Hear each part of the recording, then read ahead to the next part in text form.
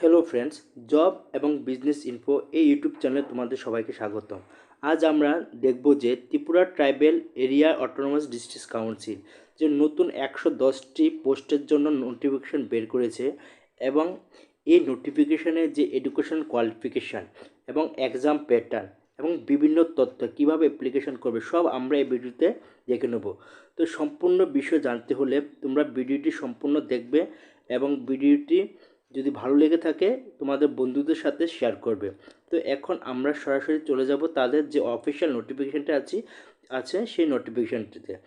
দেখো বন্ধুরা, যে অ্যাডভার্টাইজমেন্টটি বেরিয়েছে, যে অ্যাডভার্টাইজমেন্ট নাম্বারটা দেওয়া হয়ে আছে, দেখো অ্যাডভার্টাইজমেন্ট নাম্বার 03/2024। এখানে বলা হয়েছে application in prescribe format is hereby invited from the bona fide Indian citizen and permanent resident of Tripura state having requisite educational qualification। অর্থাৎ ত্রিপুরার যে কোনো লোক তার যদি পিআরটিসি থাকে তাহলে সে এই পোস্টের জন্য অ্যাপ্লিকেশান করতে পারবে এবং এক্ষেত্রে যে এক্সপিরিয়েন্সের কথা বলা হয়েছে।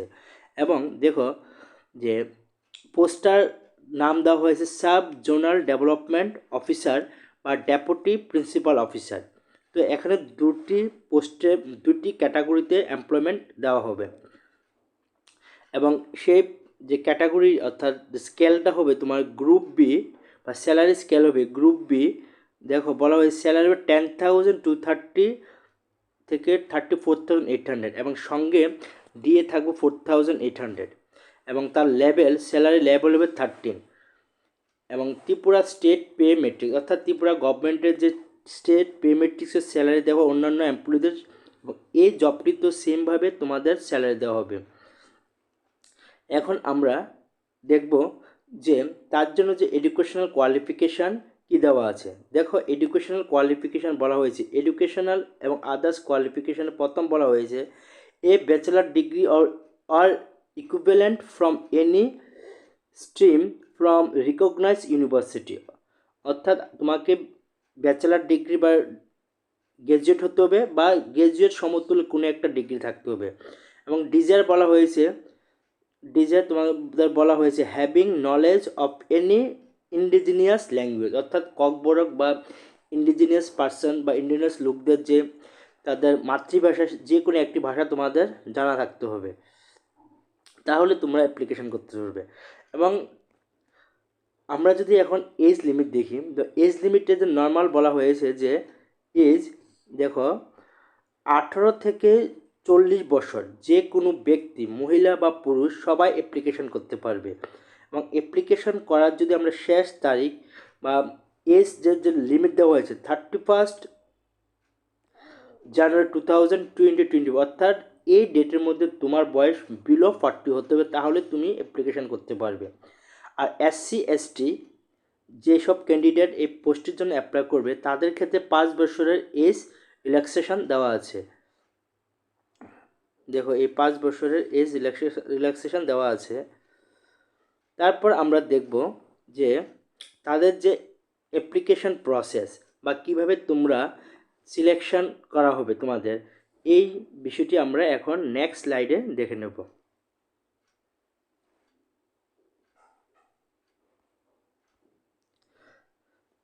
দেখো এখানে সিলেকশন প্রসেস বলা হয়েছে যে the application should be address to the executive officer অর্থাৎ administration Khumulwng TTAADC with biodata by enclosed self-attested copies of all relevant document with 2 numbers with passport 2 number of recent passport. অর্থাৎ তোমাকে একটি সুন্দর biodata তৈরি করতে হবে এবং সেই বায়োডাটাতে তোমার যে সব ডিটেলস অ্যাড্রেস, পার্মানেন্ট, প্রেজেন্ট, তোমার এজ এভরিথিং দিতে হবে এবং সঙ্গে দুটি পাসপোর্ট সাইজ ফটো তোমার অ্যাপ্লিকেশানে সাবমিট করতে হবে।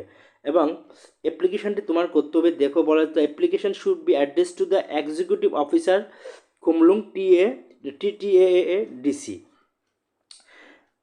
এবং এখন আমরা দেখব যে তাদের যে এক্সাম করার যা সিলেকশন করার যে প্রসিডিউরস বা প্রসেস দেওয়া আছে।